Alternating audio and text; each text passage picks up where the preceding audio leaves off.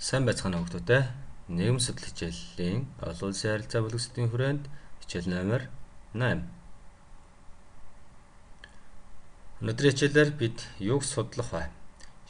Жишээ тохиолдол эхийг шинжилэн Монгол улс олон улсын харилцааны оролцогч болохыг нотлох байгаа. Бид юуг чаддаг болох вэ гэхээр Монгол улс олон улсын харилцааны оролцогч болох жишээ баримтаар тодорхойлох, тайлбарлах байгаа.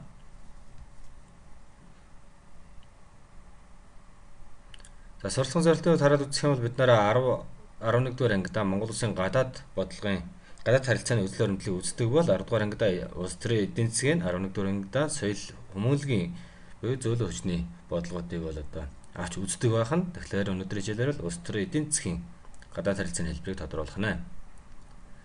Хичээлийн сэдэв Монгол улсын улс төр эдийн засгийн гадаад харилцааны тухай тодруулах бол дараах бичгээс хүүхдүүд та бүхэн маань Монгол улсын гадаад харилцааны онцлогт юу өрнөж байсан бэ гэдгийг тодорхой сайн үзээрэй.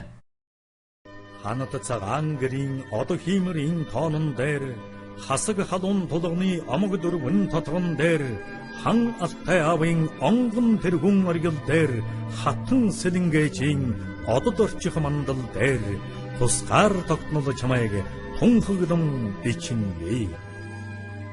50 жил тоон хэмжүүрээр бол хагассан, эгэл махбодын төлөөллөөр бол өндөр нас. Харин улсын хөгжлөөр бол нэгэн үеийн түүхийг өгүүлнэ. Өнөөдрөөс яг 50 жилийн өмнө Монгол улсын төрийн далбааг ингэртээ залж, Алтан саяын бат тугийг ингэртээ гэрэлтүүлсэн хүлэг алс холын Америкийг зорьж байлаа. Бүгд найрамдах Монгол ард улсын ерөнхий сайд бөгөөд гадаад явдлын яамны сайд Хорлоогийн Чойбилсонгийн гарын үсэгтэй өргөдлийг 1946 оны 6 дугаар сарын 24-ний өдөр нэгдсэн үндэсний байгууллагын ерөнхий нарийн бичгийн дарга Трүүгби лигийн нэрээр илгээж байсан юм.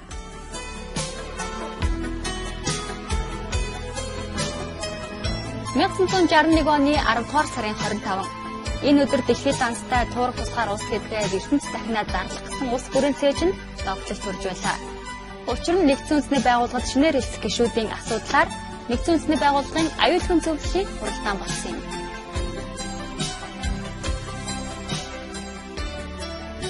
Энэ хуралдаанаар аюулгүй зөвлөлийн 11 улсын төлөөлөгчид хагас тойрог байдлаар зассан ширээнээ тойрон суугаад зөвлөлийн дарга модон ашгаа тас хийтэл зөвхөн хурал ихснийг мэдэрлээ.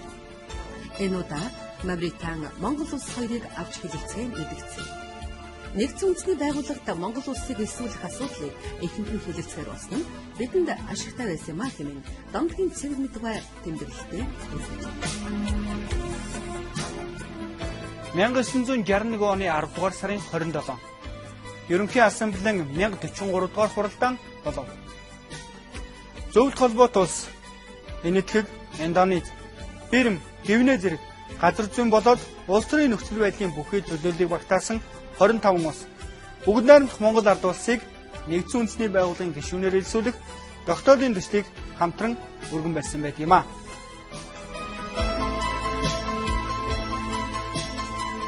Энэ асуудал дээр ассамблеийн дарга Түнисийн төлөөлөгч Мон Жислэм санал хураалтч явуулсангүй бүх төлөөлөгч нэгэн дугаар алга ташин хүлээ авчээ.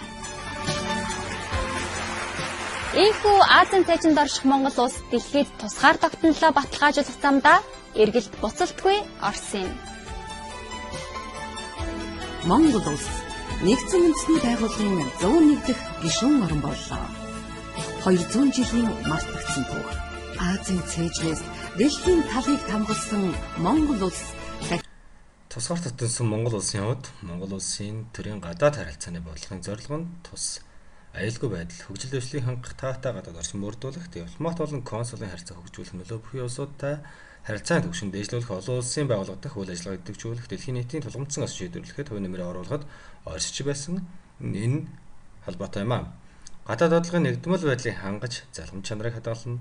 Гадаад бодлогын нэгдмэл байдлын тухай буюу захиргаа төв орон нутгийн нутаг дэвсгэр нэгжийн тухай ойлголттой холбоотой бол Монгол улсын гадаад харилцааны яам энэхүү үйл ажиллагаагаа хэрэгжүүлдэг.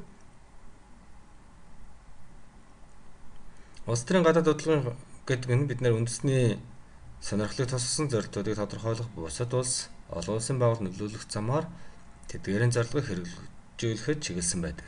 Ийм ч учраас Монгол улс нэгдсэн үндэсний байгууллагын гишүүн орн болж хамтын нийгмийн үйл ажиллагаанд идэвхтэй оролцож эхэлсэн юм а. За Монгол улсын улс төрийн гадаад бодлого нь олон улсын төрийн гадаад харилцаагаар дамжин хэрэгждэг бөгөөд бид нэр нэгдсэн үндэсний байгууллага болон олон улсын хамтын нийгмийн байгууллагуудтай хамтарч одоо ажиллаж ирсээр байгаа. Бөгөөд олон улсын тавцан дах нэр өөрийн нэр хүндийг бол өндөрөөр өргөж явна. Дэлхийн улс орнууд өөр өөрийн үндэсний эдийн засагтай боловч хинээс ч үл хамааран эдийн засгийнхаа хэрэгцээг зөвхөн дотоодоос хангадаггүй билээ. Ийм ч учраас эдийн засгийн тогтвортой харилцаа бол тухайн улсын хөрс усуудаас хамааралтай томоохон үйл ажиллагаа болж хувирдаг байна. Эдийн засгийн олон тулгуурт бүтэц буюу эдийн засгийн өөрийгөө тэтгэх чадварыг бүрдүүлж тодорхой салбарт олон улсын тавцанд өрсөлдөх чадвартай олон тулгуурт эдийн засгийн бүтцийг бий болгох зорилгыг бол дэвшүүлж байгаа. Энэ нь Монгол улсын хувьд одоо 3 дахь хөршийн бодлогуудыг бас давхар хэрэгжүүлэх шаардлага гарсан. Эдийн засгийн аюулгүй байдалтай холбоотой эдийн засгийн бие даасан байдлаа хангаж хөгжих, байгаль дээлтэй, хүний аюулгүй амар амгалан амьдрах боломжийг бүрдүүлэх тогтвортой хөгжлийн загварыг бий болгох нь эдийн засгийн аюулгүй байдлыг хангах үндсэн нөхцөл болно гэж үзэж байгаа маа. Монгол улсын хэлийн боомтууд байгаа. За учир нь бид нэр 2 том хөршин дунд оршдог. Энэ нь эдийн засгийн тогтвортой байдлыг бий болгохын тулд 2 хөршдөгийн тэнцвэртэй худлын харилцааг үргэлжлүүлэх нь мөн хэлийн боомтуудаар дамжуулж орж ирж байгаа бараа бүтээгдэхүүнийг хянах, зохицуулах боломжуудыг бол харддаг. За Монгол улс Таранзит Монгол буюу манай улсын төмөр завын тээвэр буй Ази Европыг холбосон олон улсын төмөр завын коридорын нэг болохын хувьд бүгд найрамд хятадаар тус Оросын холбооны улс зэрэг улсуудтай буюу Европын улсуудтай бол харилцдаг. Үүрээс дамжуулж Монгол улсын буюу төмөр зам буюу за Таранзит Монгол буюу Орос Монгол Хятад гурвын холбосон эдийн засгийн коридор байгуулах хөтөлбөрийн үйл одоогоор хамжилттай харилцан монголчууд өөрсдөө төмөр замын байгуулалтыг бол бүтээн байгуулалтыг хийж байна. Ингээд өнөөдөр хичээлд анхааралтай оролцсон хүмүүстээ баярлалаа.